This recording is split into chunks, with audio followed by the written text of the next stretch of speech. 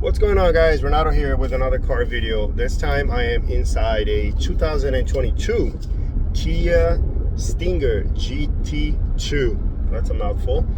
But test driving this car, I've always thought these cars were really interesting. The way they look and, you know what I mean, I guess the way they perform. I think this is the strongest engine option that you can get in this, the GT2. So I'm gonna look at the specs later, but I gotta tell you, inside the car, it's very comfortable. Got Nappa leather seats. All of the controls are really nice. The outside of this car kind of reminds me a little bit about the Audi, the A7.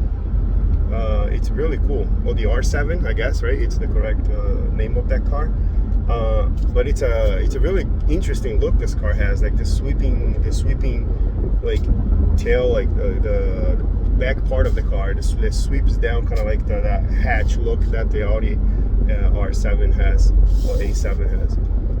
It looks really nice. I'll give you guys the dash of this car and everything. Ooh, the automatic wind control just kicked in and it is strong. All right, so look at this inside of the car, really cool. And we'll be doing a pull to see how nice this car performs. The steering is really tight, really good. You can definitely tell this is more of a sport oriented car. The steering wheel is nice.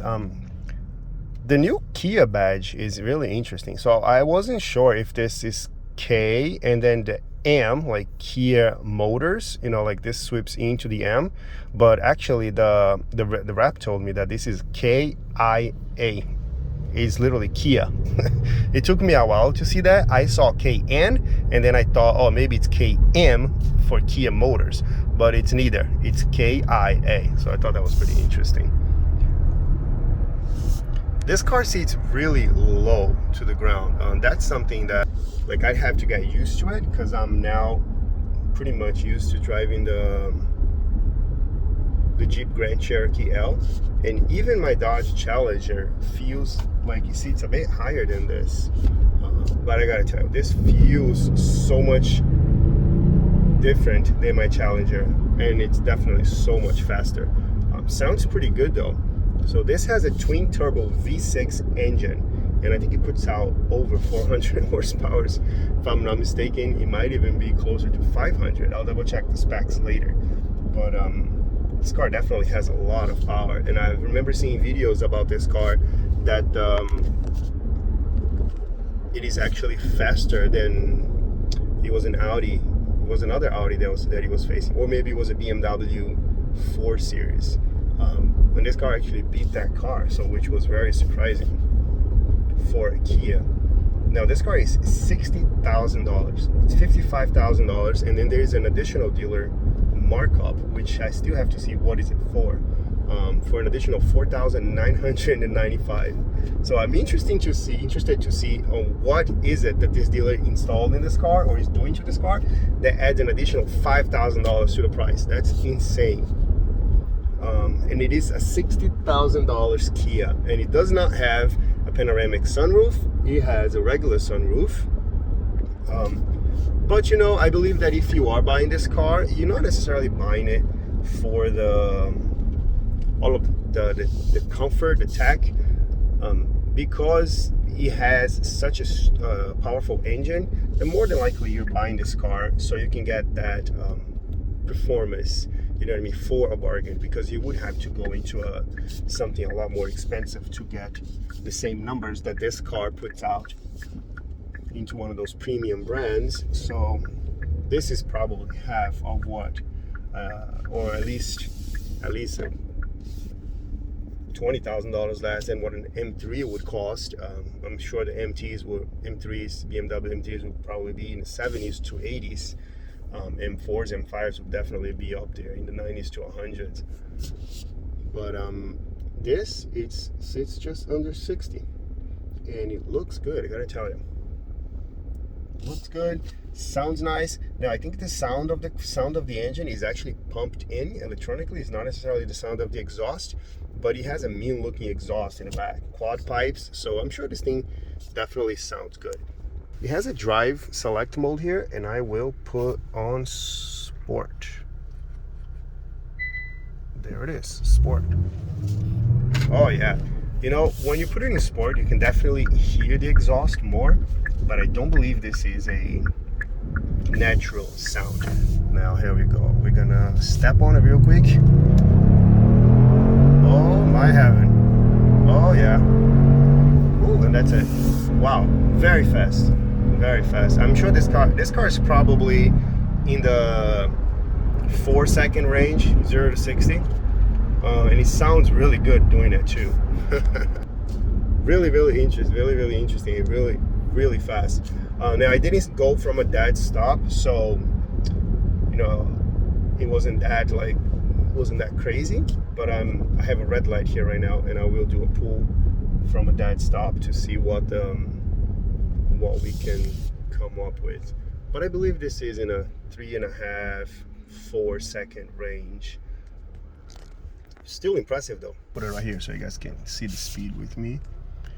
I'll get it up to 60 miles an hour, and that'll be it. There we go. Whoa, it's so loud. And that's 60. Wow, yeah. So definitely in the 4-second range. This car is pretty quick, and it sounds so loud when you put it on sport mode. Really nice. One of the interesting things here that I noticed, I will switch the camera again so you guys can see. So when you put it on, when you try to switch lanes, it actually turns the camera there so you can see your blind spot. That's a neat feature though, and that's something that's very usable because you don't have to look at the screen like on the side here in the center console. Where I've seen, I think it was Hyundai that did that. He had a little screen there that turned, but this one actually turns the screen on right here, right in front of you, and it's easy for you to see. This car also has the heads-up display, where you can see there. It's pretty cool for you to see the speed. In the heads-up display, it also has the lane departure warning, and you can see the speed limit of the road that you're in. That's pretty cool. And you know what's interesting? They actually gave me this car with a full tank, and the salesperson said, yeah, take it for a ride, you know what I mean? You can take like 10-15 minutes. I'm like, who the heck is gonna test drive a car for 15 minutes? Like, you're trying to tell me to go on a joyride in this car? I'm like, no, I'll just take it around for like 5 minutes, and I'll be right back. I'm really interested to see what these cars run as far as pricing. I'm not sure there are any incentives right now for this car. I did ask her, and I think a car that is more comparable to this one in price and performance would be the Infiniti Q-Red Sport 400. But I think the engine in this one is a little bit stronger than that one. As far as seating, is really good, very comfortable. The Napa seats, really nice. It's got the heated and cooled seats, the ventilated seats. Comes with a ton of technology features that you would expect in a car that's 2022. This is a really cool look for the vents. I don't know what you guys think. I feel like it's a kind of a retro look. That's pretty cool. Quite enjoy that. The screen is really nice though. Really beautiful. The resolution looks amazing. Like, this thing does not, in terms of like look of the inside of the luxury feel, I'm not sure this thing loses to any of those premium brands. That being said, I have not been inside an Audi R7 or a BMW 4 Series or even a M3, so I can't say for certain that this feels just as good or better, but it definitely feels premium, if you know what I'm saying. And you would expect that for a car that costs $60,000. I am going to stop so I can get a view of the outside of the car, and I can show you guys what this car looks from the outside too. I believe that you are going to be, everybody's going to be very happy with the way this car looks. I mean, it's beautiful. Let's see, I'm pulling up here behind. I'm just gonna stop right here.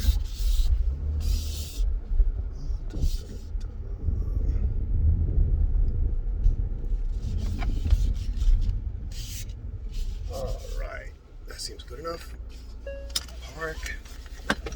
good. Camera.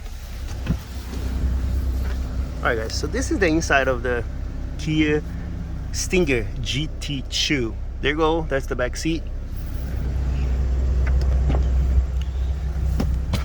Sitting behind myself in the back seat, it's actually pretty comfortable.